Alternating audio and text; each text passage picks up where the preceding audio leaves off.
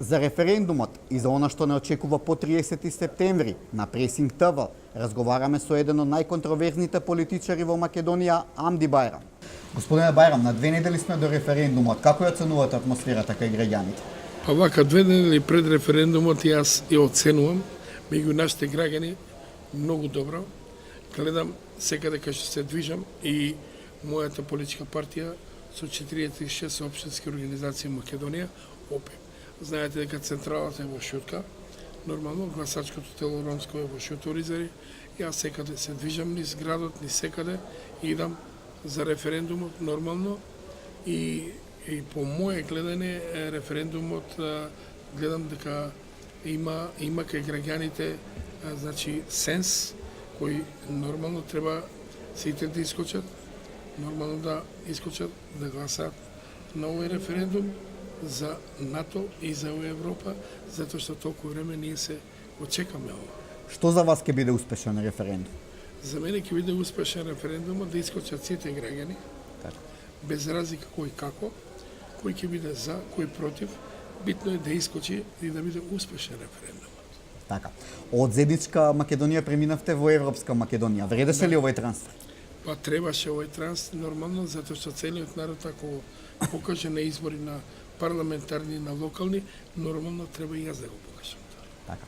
Со кого подобро ви одеше соработката? Дали со Никола Груевски или сега со Зоран Заев? Вака, добро, тамо беа долги години со Никола Груевски, 10 и неколку години. Она што можеме за ромите остваривме доста. Идеше соработка добра, но сега, овој пат, истиот пат го продолжи, кој треба кон НАТО и Европа Заев, премиерот, и гледаме ангажираност голема негова, гледаме дека народот го прифаќа, а сашто и јас како пратеник и како лидер на Сојузот на ромите да не ја насочам работата и нормално пристапив кон оваа работа и јас да дадам подршка. Значи вредеше трансферот. И за вас лично и за ромите?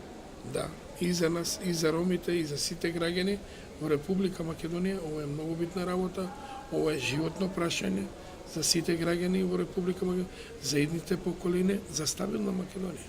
Така, ќе излезат и ромите на овој референдум масово? Овој пат првиот референдум во Република Македонија за останување, 95% гласало во Македонија, значи највише од сите граѓани во Република Македонија, затоа што ромите се лојални граѓани на својата држава кај што живеат и нормално и овој пат ќе покажеме некаде од 42.000 до 48.000 имаме увид дека роми ќе искочат и ќе си го дадат гласот за НАТО, за Европа и подршка за референдумот да биде успешен. Сте го прочитали ли договорот со Грција?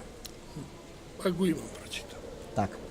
Најзначајните делови се околу македонскиот идентитет и јазик. Власта вели дека со договорот е зачуван македонскиот идентитет и јазик, но грчките власти од опозицијата не мислат така.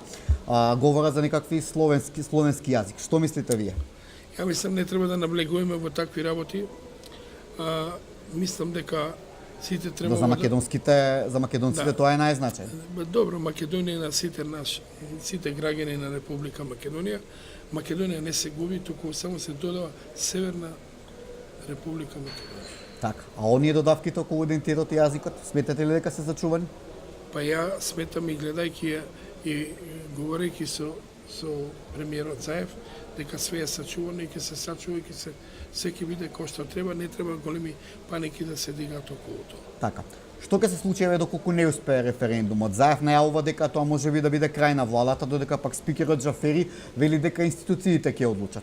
Што ќе се случува според вас? Па видите, доколку не успее референдумот, без разлика референдумот и во парламентот ако не успее, значи крак на Република Македонија постои, на Република Македонија да не добие тапија. До сега Република Македонија тапија немала. Сега ќе Македонија треба да добие тапија со НАТО и со Европска заедница со овој референдум. Тапија, значи документарна тапија, значи да добиеме како држава до сега која не сме имале таква тапија за целиот Европа и светот не поддржуваат сите и ние треба да идеме кај што одат сите, а да не одиме по Вардар нагоре према Вруток, ние треба да идеме кај што тече Вардар. Така, доколку не успе референдумот, може да очекуваме враќање во старата коалиција? Види, враќање во старата коалиција и неуспешување на референдумот, тоа нема да успее ни опозицијата да го дочека, туку само распад ќе има на Република Македонија, што границите нема да бидат стабилни. Без НАТО нема стабилни граници. Гледате што се дешава меѓу Србија и Косово, гледате меѓу Прешево и меѓу Митровица вамо, што се дешава, па што остана за Република Македонија, која нема своја тапија и нема сигурност. Со ова мислам ќе има запечатување со референдумот, може да ја снема и Република Македонија од карта. Така, господине Байрам, благодарам за интервјуто за Пресинг Талк. Благодарам и на вас.